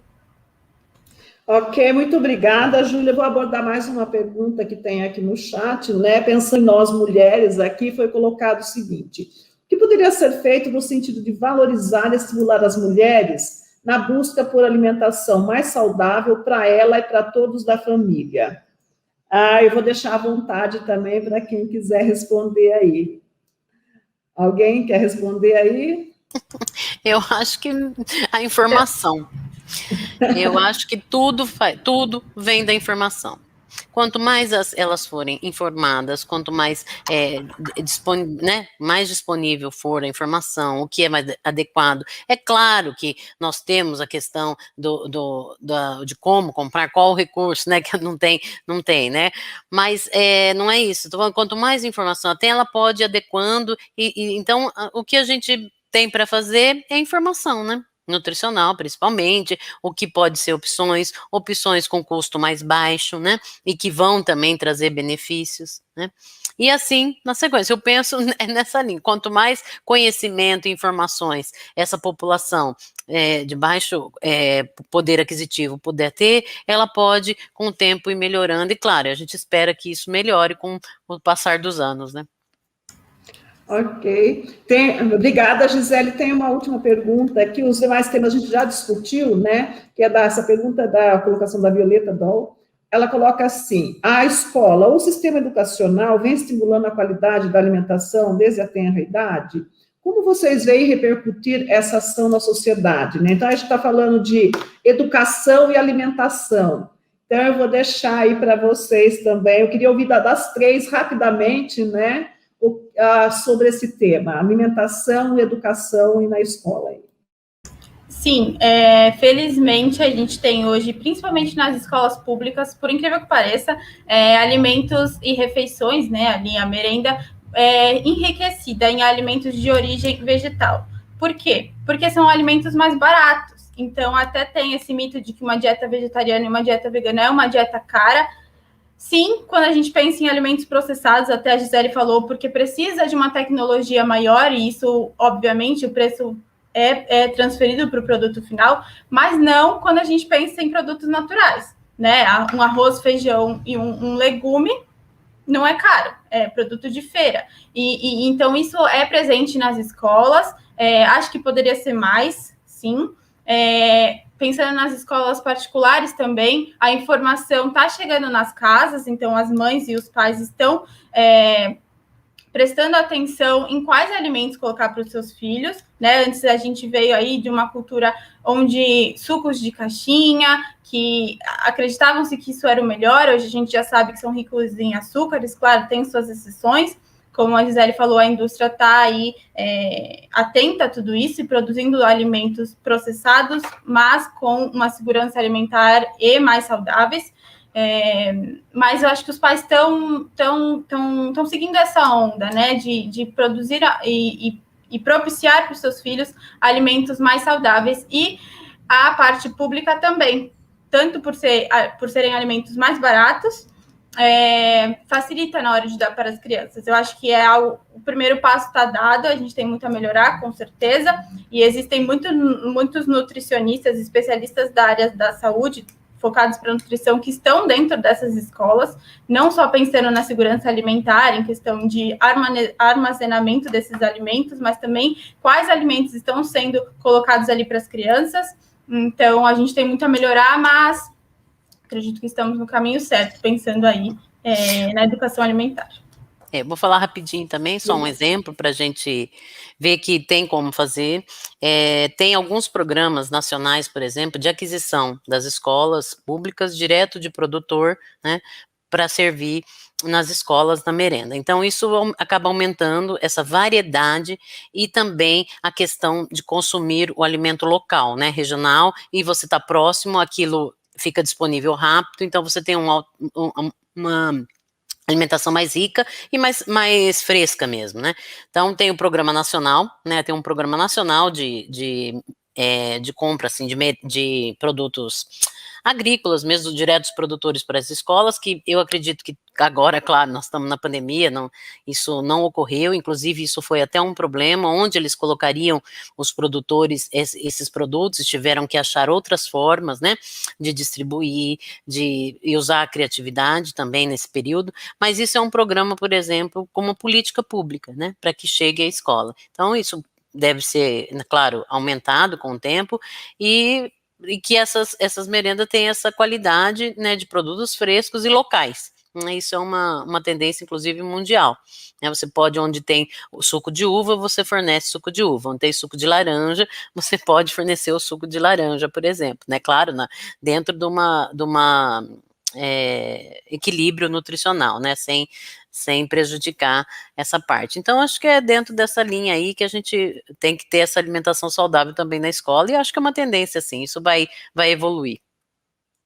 Ok, obrigada, Gisele, pela consideração. Agora, a Carolina, então, para a gente encerrar essa rodada aí para os agradecimentos. Carolina, por gentileza. Bom, eu acho que está mais do que claro, né, que a educação e a alimentação, elas têm que andar juntas, de mãos dadas, né? Acho que uma criança que ela está subnutrida, ela não vai conseguir aprender. Então, aqui é muito importante a merenda, ela ter todo o aporte nutricional que aquela criança precisa para o crescimento e desenvolvimento intelectual e também esquelético, muscular, enfim.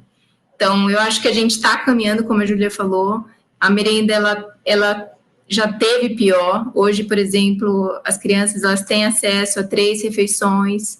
Infelizmente, a pandemia acabou com isso, né? Prejudicou esse fato, mas eu acho que a gente tem que continuar nessa linha, porque eu acho que não tem como uma criança aprender com fome. Isso vai impactar no seu aprendizado, no seu desenvolvimento, e como é que você vai ter, né, um país desenvolvido, sendo que suas crianças não têm o que comer, né, e por isso não podem aprender. Então é triste, mas acho que a gente está caminhando no caminho certo, né, acho que a gente precisa continuar. E é isso que eu queria falar sobre esse ponto. Ok, muito obrigada. Acho que a gente abordou vários temas aqui, né? Foi muito rica essa mesa, né? Quando a gente fala de mulher, alimentação, saúde, nós falamos de diversos temas, né? Trouxemos sustentabilidade, pandemia, o papel da mulher na sociedade, a segurança dos alimentos, perdas, enfim. Foi um evento aqui que eu considero muito rico, né? E para mim foi um grande prazer conduzir esse debate aqui com a Carolina, com a Júlia e com a Gisele. Quero agradecê-las por essa disponibilidade de estar aqui nesse momento debatendo conosco, né? Eu acho que é de grande valia nós dispormos de um tempo para discutir um tema tão interessante, tão importante, que tem impacto direto em nossas vidas, né? Então, quero aqui agradecê-las, tá, pela disponibilidade, pela riqueza do debate, e vou abrir agora para cada uma fazer a sua consideração final, despedir para a gente encerrar, então. Gisele, por gentileza. Eu agradeço, vou ser bem breve, nós já passamos do tempo. Eu queria primeiro parabenizar você pela Embrapa dos 48 anos, em seu nome, toda, claro, a Embrapa inteira no país. Segundo, agradecer a escola e o Vomer, você pelo convite, e as minhas amigas aqui, que me ajudaram aqui a aprender mais um pouco, né, e que a gente consiga, então, evoluir de alguma forma. O Instituto de Tecnologia de Alimentos, que é um instituto de pesquisa do governo do Estado de São Paulo, está à disposição. Precisando, tenham ideias, queiram, procurem a gente, nós vamos estar lá sempre à disposição. Eu agradeço a todos vocês. Um abraço a todos. Obrigada, Gisele. Passar imediatamente para a Júlia, para fazer um agradecimento. Eu queria também agradecer a Escola Legal, ao Vomer, a Adriana, que geriu aí esse debate aí com excelência, parabéns. A Carol, a Gisele, né? Nós somos 3 mulheres de áreas muito diferentes, mas que se complementam e são muito importantes. Então, o debate é sempre muito importante, sempre muito enriquecedor, porque a gente aprende mais com quem é diferente da gente do que com quem é igual. Então, isso é importante, pensando na mulher, né, que foi um tema que a gente abordou também, eu queria falar um pouco sobre a pressão estética, vou ser breve aí sobre a mulher, que a gente não falou sobre, né, em meio à discussão. Existe uma grande pressão estética sobre o corpo da mulher, e até eu abordei esse assunto recentemente nas minhas mídias sociais, o quanto é importante a gente parar de falar sobre o corpo das pessoas. Existem até movimentos que estão ganhando grande proporção nas mídias, né? O body positive, o body neutrality, que são movimentos, o body positive pensando mais em que todos os padrões de beleza são cabíveis e você precisa ser feliz no padrão de beleza onde você se encaixa, sendo você magra, sendo você gorda, sendo você ali que você não sabe para onde você vai. E aí, em paralelo com esse da body positive, veio o body neutrality, que é, eu não preciso me encaixar em nenhum padrão de beleza para ser feliz. Então, vamos parar de falar sobre padrões. Ninguém precisa se encaixar, então eu sou gorda, então eu preciso viver sendo gorda e ser feliz sendo gorda. Não, então eu sou magra, então eu preciso ser feliz sendo magra. Não precisa, a gente só precisa agradecer ao corpo que a gente tem, cuidar do corpo que a gente tem, então comer saudável, fazer exercícios, o que a gente conseguir, e não nos colocar em padrão. Acho que essa é uma consideração final importante, focada aí nas mulheres que sofremos ainda com isso. Muito bem, Júlia, muito bem colocado, né? Não existe padrão, existe a felicidade, né? Eu acho que não há padrão, há sim a felicidade em todas nós. Carolina, para encerrarmos, então, suas considerações. Oi, bom, eu gostaria de agradecer à Escola Legal, ao Vomer, à Adriana, por ter possibilitado, né, eu estar aqui presente, poder contribuir, né, com os meus conhecimentos. Gostaria de agradecer a Júlia e a Gisele por ter compartilhado o conhecimento. Eu acho que foi muito rico para todas nós. E, bom, acho que a mensagem que eu deixo para quem está assistindo é que nós somos o que comemos. Eu acho que essa é a frase que é mais certa. E, para isso, a dica que eu dou é saiba o que você está comendo. Então, use a ciência, o conhecimento para saber o que você está comendo e escolher certo, para ter saúde aí no futuro, para envelhecer com saúde. Então é isso, e, bom, meus agradecimentos. Obrigada. Obrigada, Carolina. Então, assim, quero aqui agradecer. Certamente eu aprendi muito com vocês, né? Como vocês colocaram, a gente aprende com quem é diferente, então agradeço aí a participação de todas. E, assim, aprendi muito, né? Falar com fisiologia, falar com a parte de nutrição, suplementação. Então, para mim foi muito rico. Agradeço a todos vocês pela participação e tenham todos aí uma boa tarde, tá? Tchau, até a próxima.